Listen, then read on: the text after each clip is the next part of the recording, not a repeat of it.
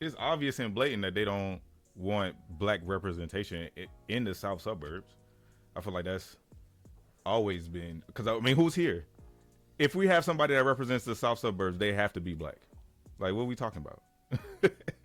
You can't have a white person that represents the South Suburbs because the South Suburbs ain't white, right? The sixth district ain't white. If you cut off at Tinley Park in Oak and what is it, Oak Forest, that's the whitest part. Yeah, yeah. And that's half And, black. you have the mayor of Dalton, you have Robin Kelly, you have a lot of these other black Kwame uh, endorsing everybody that's not black. But why? You got to ask them that. But my whole point is, how can we be responsible for our own community if the individuals there won't even support any of us? We can't be, and they don't want us to be. So, so I can go. I just wanted to say that you can go with the other questions. So I just want to make that a no. And I'm not saying again because I didn't ask for any endorsements. I'm saying even if you endorse somebody I'm running against, I would have been cool with that. But to go outside, and there's one individual literally just according to the mail I get, just moved into the district and to Bridgeview. So why y'all all getting behind him? Because he got some money? That's Mm-hmm. crazy. Who you talking about? We Sam? Correct. We Sam Shahed. Right. So But I'll get a lot of mailers from him, I was just about to Tony. say he got Like he got a lot of money behind him. yeah, yeah. he got $700,000. I mean, Like I mean, I get a mailer from him like every other week. Every other week. I get a mailer from him. you do, but he got $700,000. So, Mm. and I'm saying one of us. I'm not even telling you that money should came to me. I'm just saying nobody is going to help any other black individuals in this race. Go ahead. That's nuts. Mm-mm-mm. No, All right. you got anything, Nikki? Now he already answered my property tax and budget questions. Okay. Can we go out of the sixth district for a second? Go ahead. Yeah. How do you feel about uh, Jesse Jackson Jr. Let's and his race that he's running? What is he running for? The congressional seat for the second district, second congressional district, I think. Um, see. Correct. and with his past convictions, and now jumping back in the race on the back of his dad passing away, which is disgusting. Like, where do you stand with because I heard you express your disdain with black people just in our area just voting people in just because they have a name. I feel like Jesse Jackson Jr. is going to win just because of the name. I see a lot of signs out here. I don't know. Donna Miller is on his heels. Well, I haven't seen any recent polls, but the polls before she had all the money, she was kind of tied with Yamika, I think. Yeah, Yamika Um, Brown too. Yeah. yeah, so she was tied with there, and like Yamika don't have a lot of money, um, so I haven't seen any recent polls past month. But going back to the question, because I'm not going to dodge it. I One of the issues I have is I like being consistent. So at the end of the day, if you're going to have Trump breaking every law in the book and running, how can I sit there and come with black men? I can't say I'm going to down this black man for not. We have Trump in office. I can't go there for me and be consistent. Now, if you had not allowed Trump to be on the ballot and we holding everything consistent, I would say yeah. No, we can't have that. But that's not what happened. Other part of it is institutional knowledge is very important because he's been there. So I do respect that, and also it's also a sign that everybody else got to kind of bring the game up as far as explaining that what they want to do and how they're going to do. We don't have a lot of people running on policy in general. So I think if you have more people actually running on policy, it don't matter who his daddy is, as long as your policies and what you're going to change and do for people are clear. If you can explain to me who's running right now that has a clear message of how they're going to make things better for the second congressional, then we can have that conversation of, okay, Jesse may not be the best person, but you out there, you hear it. Who have you heard that has a clear plan to make things better in general? No plan. A lot of placating, I think placating. the other candidates are more, hey, I'm from this area. I do this in this area. This is why you should vote for me. I'm a regular person. Yada yada yada. It's not anything necessarily clearer than Jesse Jackson Jr. I just believe that we could do better than voting in convicted criminals, and I'm not even looking at from Trump's position because we don't agree with Right. Trump, right?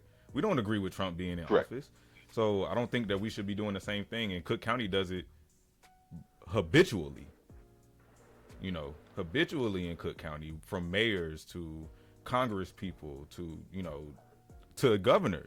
And that brings me to my next point. How you feel about JB Pritzker running uncontested?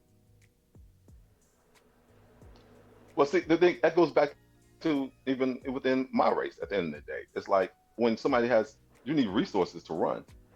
So if you're not going to have a true grassroots, if people are not going to get behind somebody and truly do something from a grassroots standpoint, why waste their time? So you want somebody to get out there by themselves to go against JB, Hmm. or we're going to get behind somebody else. So again, I've done this, so I understand. It's easy to say, hey, I want you to be the sacrificial lamb, get out there. But if you're not going, if whoever's complaining about not having another candidate, if you're not going to get out there and get the work in to promote another candidate, what are we talking about here? So you just want one person to go out there by themselves and get their head cut off? I want a lot of people to go I'm out being there I'm being and real. challenge. Because I just think if we go on resources for resources, we ain't never gonna be able to run nobody against JB. Well, it's not the fact of resources; it's the fact that we have the power, but we have to work together. And are we working together for policy base to get somebody in there?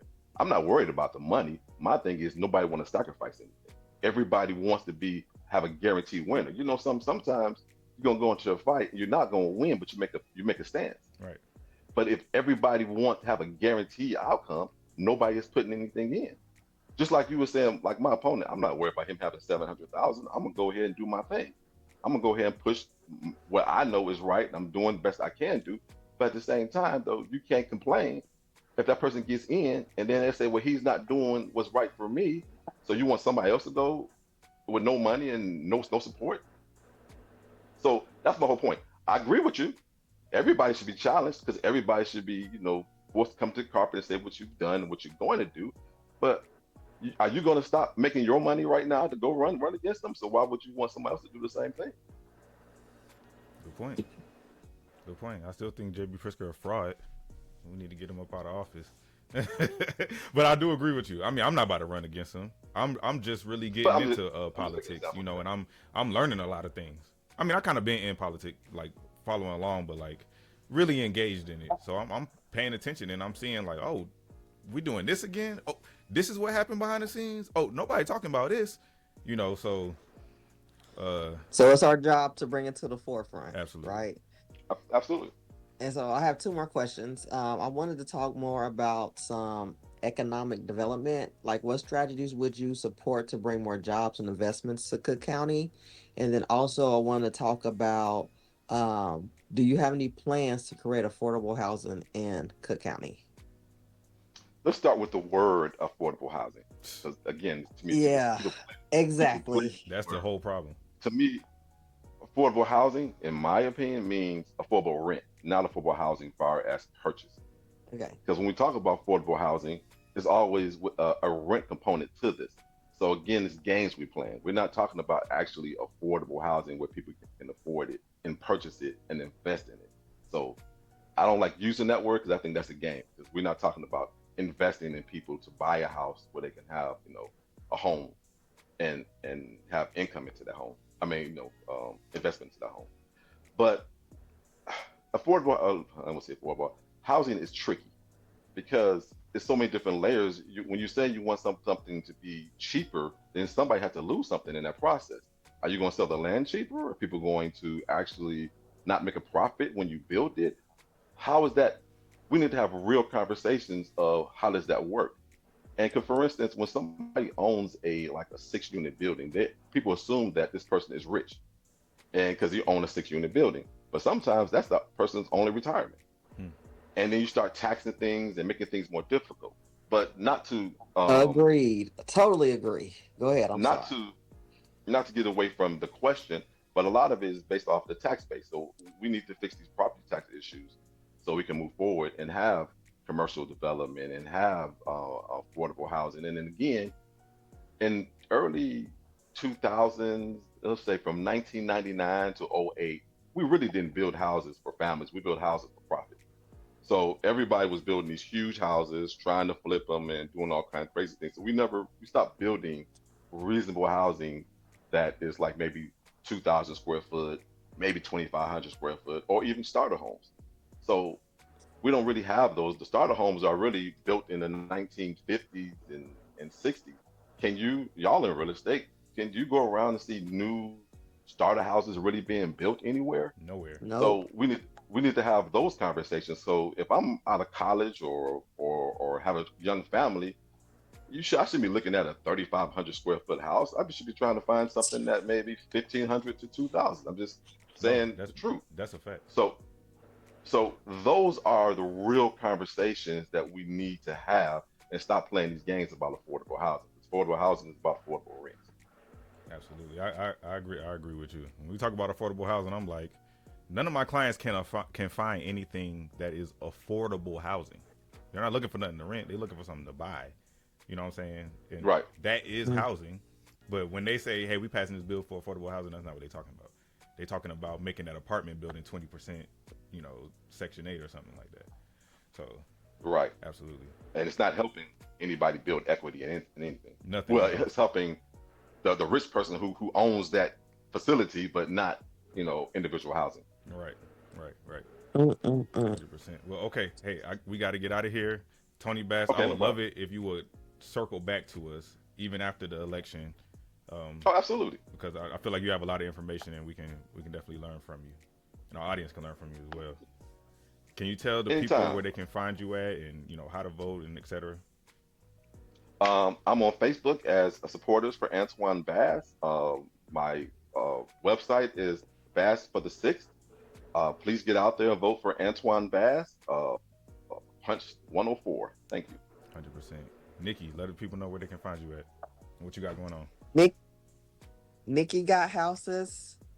Kimsey on Facebook and Nikki.realtor_acre on Instagram. Still running the wealth building journey and fight the power series. Absolutely. Make sure y'all tap in with her. And again, me and Nikki, we're both realtors. Well, Tony, you're a realtor too. You still active in the game? I'm a realtor too. We all realtors. Yeah, I'm still So active. we all realtors. So if you want to buy, you want to sell, you want to invest in real estate, or you just need some real estate services, some advice, make sure you tap in with us. Farrierhomes.com. Make sure you visit the website.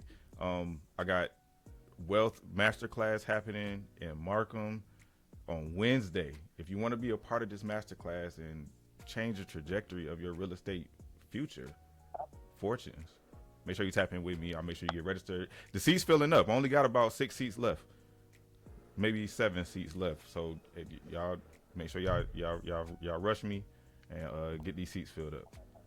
All right. Other than that, we will see y'all next week, and hopefully we have Tony Bass back. I will be. All right, y'all. We gone. Take care. Peace. Bye. Thanks, everyone.